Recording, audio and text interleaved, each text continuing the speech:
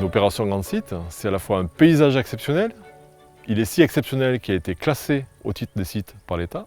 Il est également si exceptionnel qu'il fait l'objet d'une forte fréquentation. À Minerve et autour, dans les gorges et sur les Causses, on est à 200 000 visiteurs peu ou prou chaque année. Mais c'est aussi un projet de territoire porté par les élus locaux, avec une gouvernance locale qui est dédiée. C'est une démarche globale, collective, de préservation, de gestion, de mise en valeur, et une méthode pour atteindre ces objectifs. On s'est aperçu que notre site était très fragile et on avait une dépréciation au niveau de tout ce qui est économique. On a dit, si on faisait un grand site, on protégerait en même temps notre joyau puisqu'il n'a jamais été dégradé, et bien qu'il y ait après beaucoup de gens qui vont venir, on pourra le réguler sans l'abîmer. Et après, ça nous permettra aussi de développer notre économie pour que nos petits-enfants et nos enfants restent sur notre territoire et puissent vivre. C'est 14 000 hectares étendus sur 7 communes, Azianée, Cesseras, La Conette, La Livinière, Siran, Villieu. Avec au centre le joyau, le diamant qu'est Minerve. Il a fallu faire comprendre aux autres l'intérêt d'un grand site. Mais maintenant, je m'aperçois que les 7 communes qui sont ravies de ce grand site.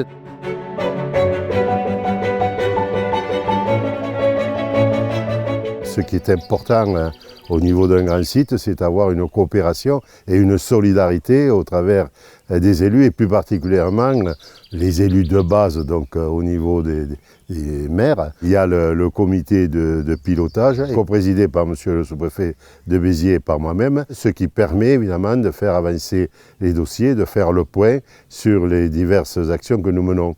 Et là, on s'aperçoit qu'il y a une vraie appropriation de ce projet par les maires de 7 communes qui sont omniprésents dans ce comité des élus. C'est vrai que c'est un organe important puisqu'après les décisions sont validées par le comité syndical du pays, structure porteuse. Le pays a une mission opération Grand Site dans laquelle des moyens humains sont affectés, en lien et en appui aux élus, à tous les niveaux.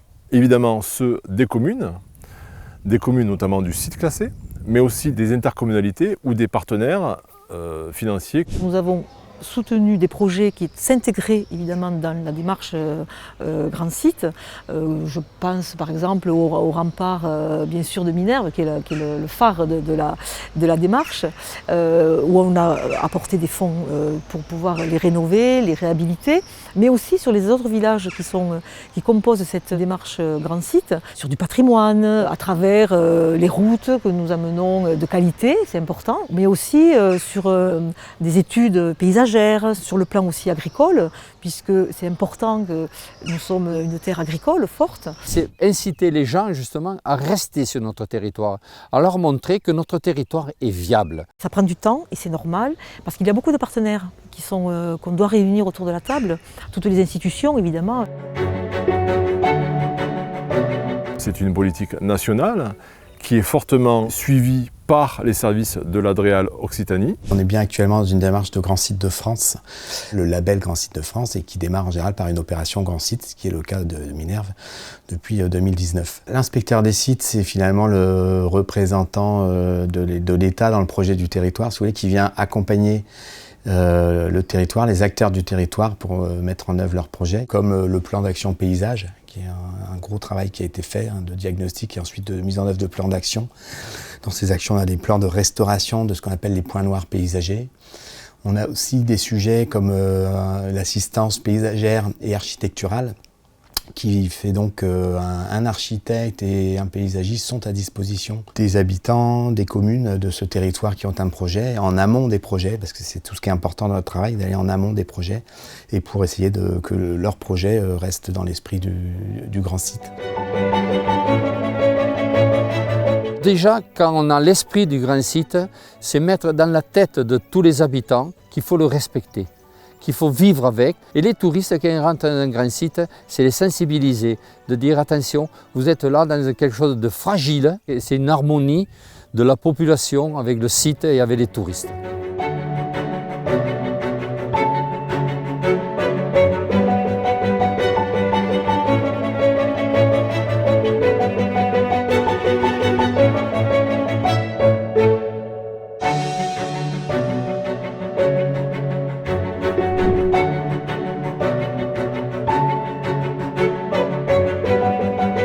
C'est l'histoire de la pierre et de l'eau. C'est un monde minéral qui a été façonné par l'eau qui a coulé sur la roche. Et Minerve en soi déjà, c'est comme un bateau de pierre qui avance entre deux canyons, celui de la Cesse et du Briand. Cette géologie, elle a conditionné tout ce qui s'est passé ensuite sur l'histoire et sur le patrimoine. Il y a dès l'origine un caractère vraiment exceptionnel puisque la haute vallée de la Cesse est fréquentée par l'homme depuis 400 000 ans. Et il y a finalement très peu de sites aussi anciens en France. Après, nous avons, au temps du néolithique, une fréquentation qui a laissé des traces dans le paysage. Il faut savoir que les Causses autour de Minerve, il y a 40 dolmens.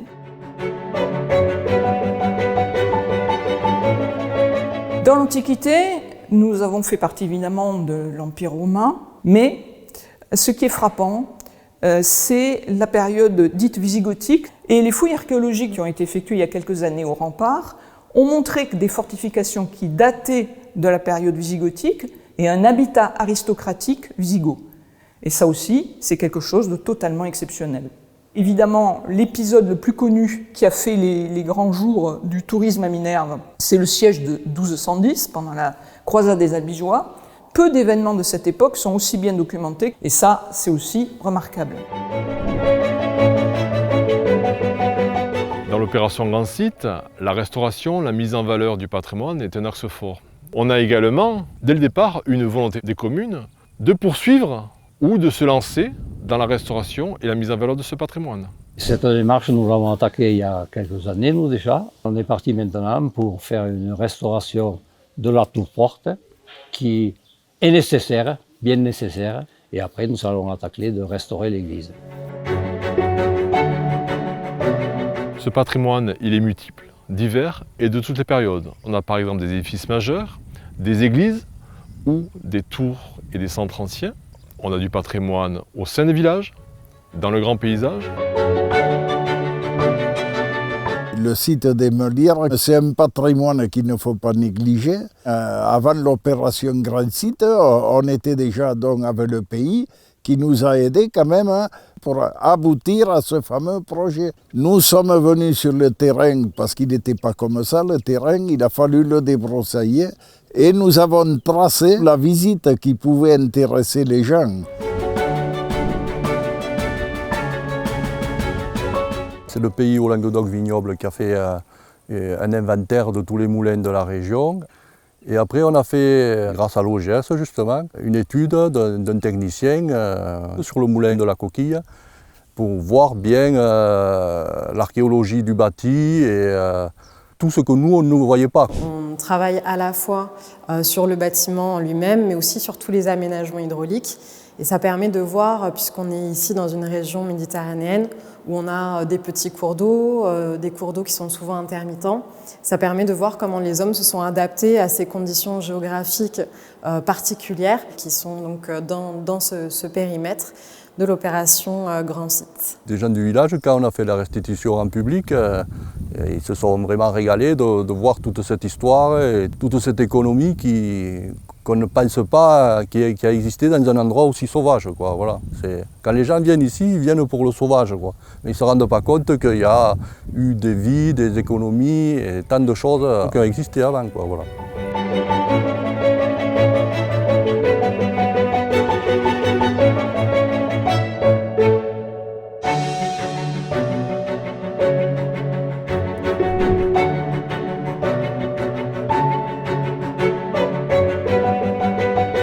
Ce qui est au cœur de la valeur patrimoniale du Grand Site, c'est ces paysages exceptionnels, cette grande qualité paysagère. Il y a un paysage très typique méditerranéen qui fait aussi la transition avec les avant-monts et le Massif central, avec des causses, des canyons, des pêches, des plateaux et aussi un territoire de montagne. Et ce qui fait l'exceptionnalité de ce site, c'est les points de vue en balcon. Ce paysage, il mérite d'être préservé, géré, mis en valeur.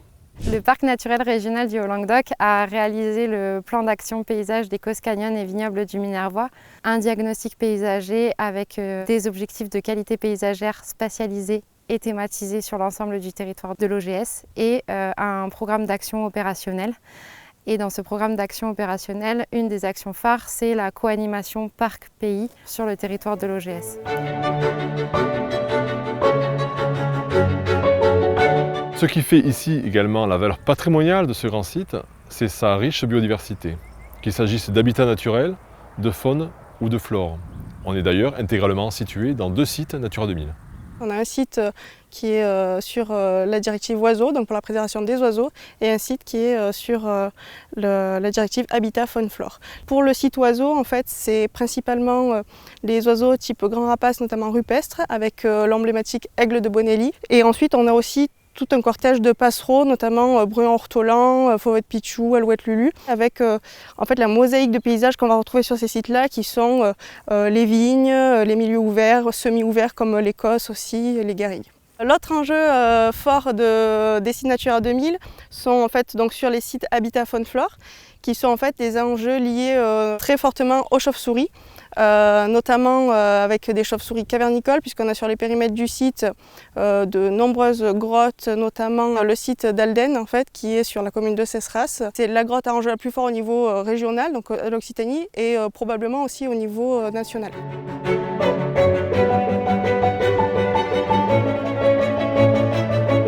Pour préserver, gérer et mettre en valeur ce paysage, des actions concrètes sont entreprises, qu'il s'agisse de schémas de référence ou de travaux, d'aménagement ou simplement de pose de panneaux de sensibilisation. On a eu pas mal de personnes qui sont venues en camping-car, qui sont venues trouver un bel endroit pour se poser. Et donc ça m'a fait un petit peu peur parce qu'au niveau incendie, il y a quand même des risques importants. Il y a le problème aussi des détritus qui peuvent être laissés et tout le monde m'a dit qu'il fallait prendre un arrêté pour interdire le bivouac, les feux et le stationnement sauvage de 23h à 5h du matin. C'est fait pour protéger ce lieu qui est magnifique mais qui est quand même fragile. C'est une des contributions de la commune au projet de l'opération Grand Site. Il est important que les acteurs se parlent, qu'ils soient maîtres d'ouvrage ou partenaires, et qu'un dialogue continu soit à l'œuvre, depuis l'idée jusqu'au projet. Ce qui est important, c'est vraiment de pouvoir travailler les projets en amont, dès la réalisation par exemple d'un cahier des charges dans le cadre d'une opération, jusqu'au suivi de chantier, en concertation bien sûr avec l'ensemble des partenaires, que ce soit les collectivités territoriales, les usagers, l'ensemble des publics. Et donc vraiment le rôle de l'ABF, c'est d'assurer vraiment cette cohérence et cette continuité tout au long du projet.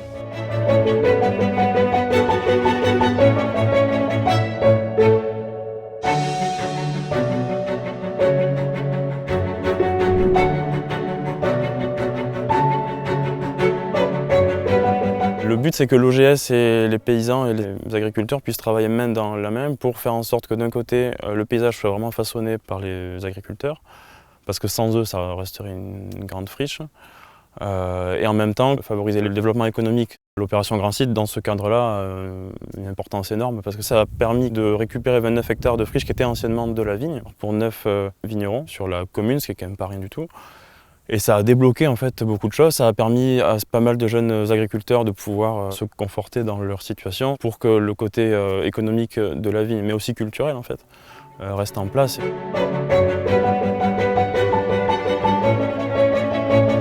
On a été accompagné d'un point de vue paysager par la Andrea et par une paysagiste dans la création de ces futures parcelles. Et donc le but c'était que les vignes s'intègrent en fait à leur environnement, et pas qu'elles prennent le pas sur le reste. C'est-à-dire que vraiment il y a une intégration de la vigne dans son environnement qui permettent de faire des choses beaucoup plus holistiques. Il est important aussi qu'on regarde comment on peut accompagner les viticulteurs dans une démarche plus environnementale, en finançant des études, en finançant de l'ingénierie. Donc c'est important que l'on soit présent et soutenant de cette démarche. Alors parmi les schémas de référence qui ont été souhaités dès le départ, c'est de se doter, à l'échelle du Grand Site, d'un schéma de développement agricole du Grand Site pour avoir une vision globale, mise à jour de l'agriculture dans toutes ses dimensions, à l'échelle des 7 communes du Grand Site, et pouvoir anticiper l'avenir. J'ai été heureuse de participer à l'étude et au schéma territorial qui a été fait par l'OGS, qui a visité une partie de nos exploitations et qui a pris en compte nos problématiques en tout cas et le fait qu'on soit là. En fait, nous, notre rôle surtout, c'est de garder les territoires ouverts et d'éviter qu'ils s'enfrichent et qu'on soit obligé de mécaniquement, entre autres, les entretenir. Avec les feux de forêt et le fait qu'on a besoin de garder quand même les espaces ouverts pour même randonner ou pouvoir chasser, c'est important qu'il y ait des troupeaux qui soient élevés sur ces terrains.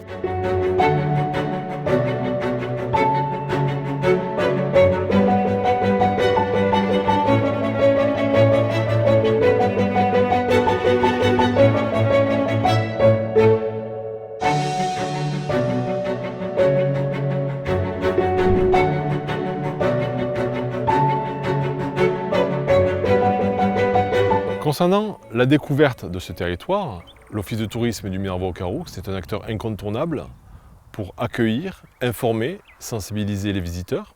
Alors on a plusieurs temps de contact avec les visiteurs. En amont du séjour, on leur donne des informations pour qu'ils le préparent. Ensuite, on a le temps du séjour, donc là on les accueille. On a plusieurs bureaux d'information touristique sur le territoire de la communauté de communes, dont un effectivement à Minerve. On estime à peu près 200 000 visiteurs par an sur le site.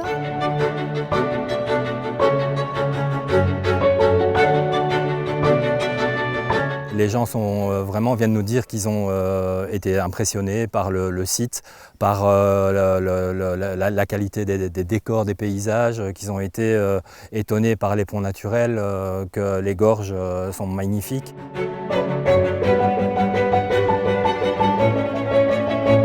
Le parking, ça a été un des premiers investissements qui a été fait pour mieux accueillir les visiteurs. Les camping-cars peuvent maintenant profiter d'un espace qui leur est dédié. C'est un accroissement du parking qui demande encore à être développé en termes d'infrastructure. C'est une vraie première réponse pour eux. Dans le cadre de l'OGS, on a mis en place un réseau des ambassadeurs. Donc là, on s'adresse effectivement à toutes les filières, comme les restaurateurs, les producteurs, les hébergeurs, bien entendu. Donc on les a rassemblés, on les a fait parler de l'OGS, voilà, quels mots ils utilisaient, etc. On les a formés. On a organisé des journées, ce qu'on appelle des journées ambassadeurs. La première d'entre elles, c'était sur le paysage. On a fait également une journée sur le patrimoine et on a fait une journée également sur la biodiversité. Et la prochaine, ça sera sur la vigne et le vin. D'autres acteurs que l'Office de tourisme sont incontournables pour améliorer les conditions d'accueil, d'information et de visite. Ce sont les communes. Certaines ont entrepris des actions pour améliorer les conditions de circulation et d'accueil au sein de leur village, mais également pour améliorer la restauration et la mise en valeur de leur patrimoine. Il est important de continuer à être dans cet objectif. Nous avons un travail qui se fait en commun avec toutes les autres municipalités du Grand Site.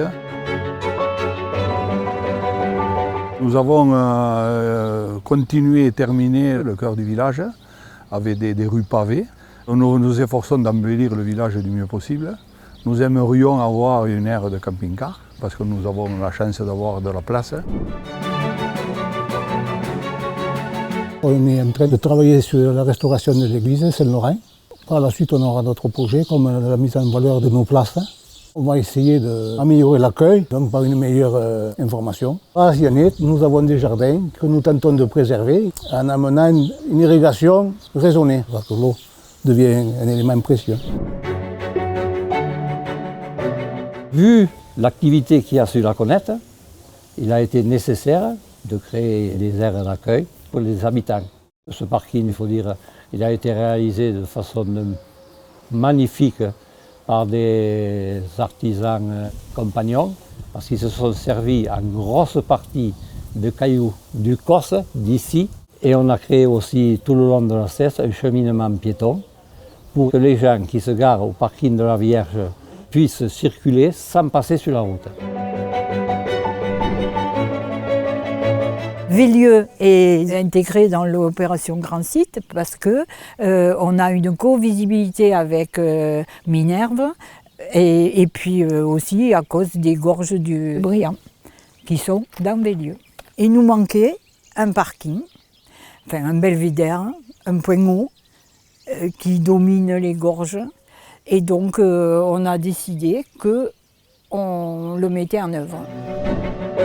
Enfin, le département de l'Hérault, qui est gestionnaire de la voirie départementale, est depuis le début fortement mobilisé pour améliorer les conditions de circulation de ce territoire. Ce qui est particulièrement important sur un périmètre comme l'OGS, avec un patrimoine aussi remarquable, c'est que tous nos travaux et toutes nos interventions doivent prendre en compte systématiquement le volet paysager et le volet biodiversité en concertation avec les différents services qui s'occupent de ce territoire. Par exemple, les travaux qui ont été réalisés il y a quelques années sur le pont des Goutoïdes, où il y a eu un véritable travail de concertation entre tous les services pour concilier au mieux les exigences techniques que demandaient les réparations de cet ouvrage, tout en s'intégrant au mieux au paysage et au patrimoine dans lequel il se trouve.